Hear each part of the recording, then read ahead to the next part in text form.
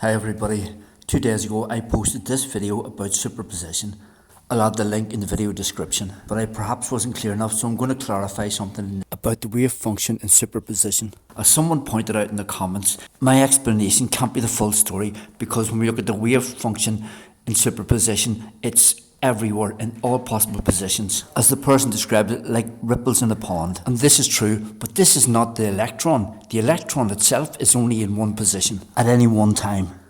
Because as I show, the electron is a vortex moving within the field, and as it moves within the field, it twists the fabric of space. It causes ripples in the field. And it's these ripples which merge and cause that interference, giving the illusion that the electron is in all different places at the same time, which doesn't make sense because it's a misunderstanding. When I was talking about measurement, I was thinking more of the Stern Gerlach apparatus. So maybe that caused confusion, although I did clarify the other side of superposition in the second part of the video. And I was talking about the measurement of photons, but it also applies to the measurement of qubits in quantum computers. And in the comment, the person talked about the measurement problem, that people still didn't understand the measurement problem. But that's exactly what I was trying to explain. The measurement problem in the double slit experiment is to do with the range of time. It's the range of time that's being adjusted.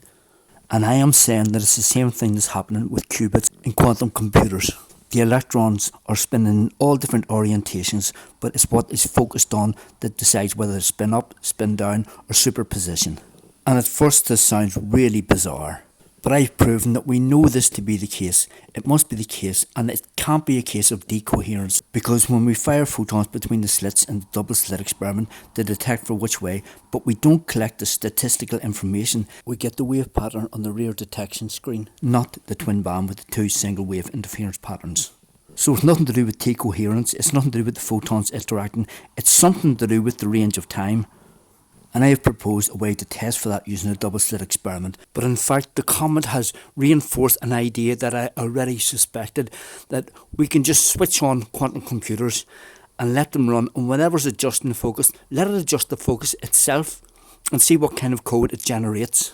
And I'm saying it's the same thing that happens with spooky action. And in this video, which I posted earlier on in the week, I explained the solution to Bell's inequalities and explained what the hidden variables are.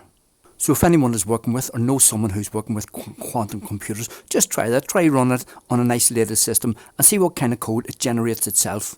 And it may sound bizarre, but it may actually be a consciousness from a different dimension, a different realm, communicating with us. A mind-bogglingly super intelligence, which I've been saying for the last 3 years, might just solve all the problems facing humanity. And it might be that all we need to do is run the test and check to see if that's the case. I'll add links to my videos in the video description.